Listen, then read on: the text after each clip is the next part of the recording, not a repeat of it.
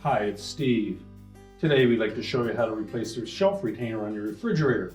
It's a really easy job. Let me show you how we do it. Now to replace this part, we'll start by opening up the refrigerator door.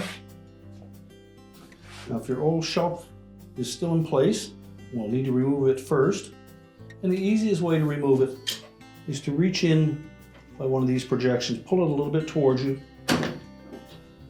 Do the same on the opposite side.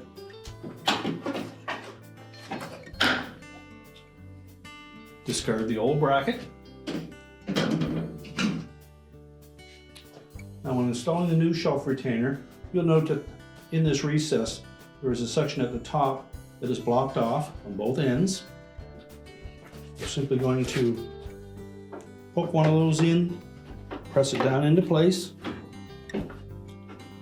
flex the opposite side, and then press it down into place.